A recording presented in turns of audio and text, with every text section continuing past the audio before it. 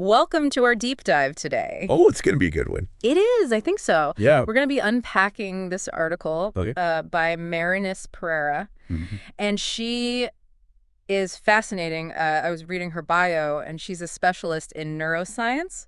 Wow. Quantum physics. Okay. Positive psychology. Really a Renaissance woman? Yeah.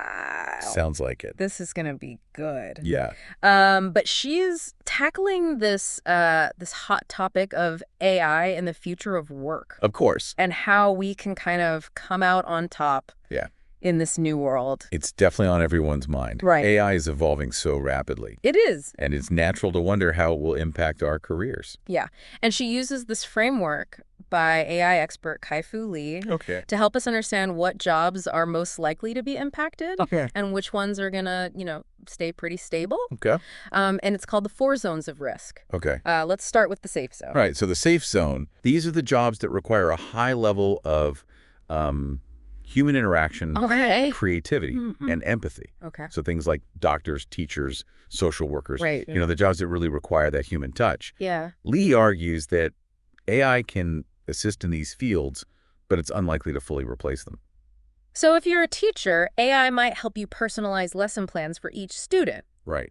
But it can't replace that connection you build with students in the classroom. Exactly. And if you're a doctor, AI can assist with diagnoses and treatment plans, but it can't replace the empathy and understanding that patients need from their physician. Right. Yeah. Okay, so that's the safe zone. What about the slow creep zone? Okay, so the slow creep zone includes professions like software engineers, data scientists, financial analysts. These jobs involve a lot of data analysis and often have less direct human contact. Right. So Lee's point is that these jobs will evolve as AI takes over more of the routine tasks. Okay. So instead of being replaced, these professionals will need to focus on higher level skills. Exactly. Like problem solving, creative thinking. Yes. And understanding these complex algorithms. Right. So think of it this way. If you're a financial analyst, instead of spending hours poring over spreadsheets, Right. AI can do that for you. Yeah. And that frees you up to analyze those results, identify trends, and advise clients, which is really where the human insight and expertise comes in. Exactly. That's fascinating to think about how these roles are going to change in the coming years. Yeah, absolutely. But let's move on to the danger zone. Oh, the danger zone? The jobs that are most susceptible to automation. Right. So this zone includes jobs like telemarketers, cashiers, and truck drivers. Jobs that involve repetitive tasks and are already seeing the impact of automation. Right. Yeah. And Pereira doesn't sugarcoat it. She really stresses the urgency of retraining and skill development for people in these fields. The job market's changing quickly, and those who are prepared are going to be in a much better position. And she points out that it's not just about learning new technical skills. Right. It's also about developing what are sometimes called soft skills, like communication, collaboration, and problem solving. Got it. These skills are becoming increasingly important as automation takes over more routine tasks. It makes sense. Yeah. Even in a highly automated world, Right. businesses are still going to need people who can communicate effectively, Absolutely. work well in teams, and think critically. Couldn't agree more. Yeah. These skills are transferable to a wide range of industries, which makes them incredibly valuable in an evolving job market. Right. Yeah. Okay, so we've covered safe zone, slow creep, and the danger zone. Yes. What about this human veneer zone? The human veneer zone. This one sounds a little strange. It does, doesn't it? Yeah. This zone includes jobs that involve interacting with the public, but the tasks themselves are fairly predictable and repetitive. Okay. Like receptionists, waiters, and attendants. So even though these jobs require some level of human interaction, Right. the tasks themselves could be automated using AI-powered systems. Exactly. Like robots. Yeah, so think about self-checkout kiosks at grocery stores. Okay. Or automated phone systems that answer basic customer service questions. Right. Those are early examples of how AI is already being used to automate these types of jobs. It's a bit unsettling to think that even jobs requiring face-to-face interaction could be at risk. Yeah. It really highlights the importance of adaptability and continuous learning. Absolutely. No matter what your profession is. I completely agree. Yeah. Pereira's analysis of these 4 zones of risk really drives home the point that we all need to be thinking about how AI will impact our careers. Yeah. Even if we think our jobs are safe. Right, and it's not all doom and gloom. No, not at all. While some jobs are at risk, AI is also creating incredible new opportunities. That's a great point, and one we'll dive into next. Okay. Yeah. Yeah, it's easy to focus on the potential job losses, but it's equally important to consider the new opportunities that AI is creating. Right. Let's talk about those. Yeah. Pereira mentions some exciting new roles that are emerging as a direct result of the AI revolution. Things like prompt engineers and AI algorithm developers. These are roles that didn't even exist a few years ago. Right.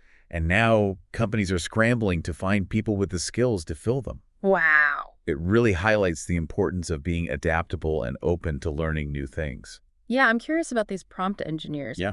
What exactly do they do? It's fascinating. Yeah. Essentially, they design and refine the prompts that are used to train AI models. So they need to understand how AI learns and how to craft prompts that will elicit the desired responses. So they're kind of like AI whisperers. Exactly. They need to speak the language of the AI Yes. to get it to do what they want.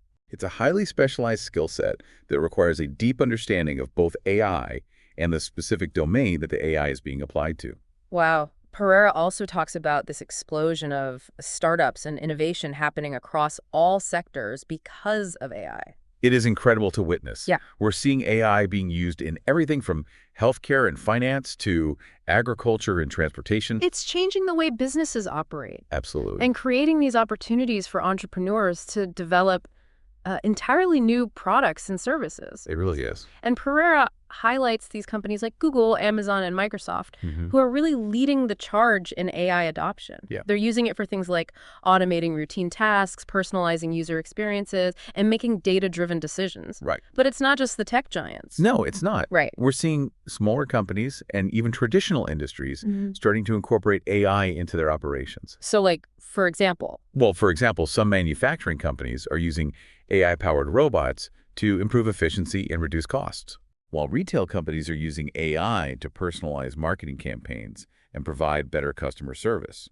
So AI is not just a trend. Right. It's becoming essential for businesses to stay competitive. It really is. That's a powerful message for anyone who's wondering how AI might impact their career. It is, and Pereira emphasizes that no matter what field you're in, you need to be proactive about developing the skills that will be in demand in an AI-driven world. What kinds of skills? Well, she highlights skills like critical thinking, problem solving, creativity, and emotional intelligence. Okay. These are skills that can't be easily automated and will be even more valuable as AI takes over routine tasks. And she also stresses the importance of being a lifelong learner. Yes, absolutely. Because the pace of technological change is only going to accelerate. It is. So the ability to adapt and learn new skills will be crucial for success in the long term. Couldn't agree more. Pereira also acknowledges that the AI revolution is unfolding differently around the world. Right. Developed countries are generally leading the way in AI adoption. While developing nations face these unique challenges in keeping pace. They do. It makes you wonder if AI could exacerbate existing inequalities. It's a valid concern. Yeah. Pereira advocates for a global approach to ensure a just transition and address potential inequalities. Okay. She believes that access to education and training opportunities will be critical to ensure that everyone has the chance to thrive in an AI-powered world. It's a complex issue with no easy answers. It really is. But it's a conversation we need to be having as a global society. Absolutely. And it's not just about the economic implications. Right. We also need to consider the broader societal impacts of AI. Pereira's final message is perhaps the most important. I think so. She reminds us that the future of work is not about machines versus humans. It's about collaboration. That's a point I find really reassuring. Yeah. AI has the potential to free us from mundane, repetitive tasks. Right. Allowing us to focus on the things that we humans do best. Like creative problem solving, critical thinking, and building meaningful relationships. It's almost like AI can unlock our full potential. It really is. By allowing us to focus on the things that truly matter. Yeah, the things that make us human. Yeah, it paints this picture of a future where humans and AI work together. Right. Each leveraging their unique strengths to achieve incredible things. It's a future where AI helps us be more efficient, more creative, and ultimately more human. I love that. Yeah. Pereira's article is a call to action. Okay. She's urging us to embrace the changes that AI is bringing, to be proactive in developing the skills we need to thrive. Great. And to view AI not as a threat, but as a tool that can help us build a better future. As we wrap up this deep dive, I'm struck by Pereira's optimism. Yeah. It would be easy to be overwhelmed by all the potential challenges. Right. But she focuses on the possibilities, the idea that we can shape the future of work in a way that benefits everyone. It's a refreshing perspective. Yeah. It reminds me of the early days of the internet. Oh. There was a lot of fear and uncertainty. Right. But ultimately, the internet revolutionized the way we live, work, and connect with each other. Yeah. AI has the potential to be just as transformative. If not more so. If not more so. And just like with the internet, the key is to be adaptable. Absolutely. Be open to new ideas. Yes. And be willing to learn and grow. The future belongs to those who embrace change, not those who resist it. I completely agree. So don't be afraid of AI. No. Embrace it. Learn about it. Figure out how you can use it to enhance your skills. Yeah. And create new opportunities for yourself. Couldn't have said it better myself. That's a great note to end on. It is. Thanks for joining me on this deep dive. Always a pleasure. I think we covered a lot of ground today, but hopefully you've come away feeling informed, inspired, and ready to navigate this exciting world of AI and the future of work. Yeah, I think we accomplished our mission. Awesome. Yeah.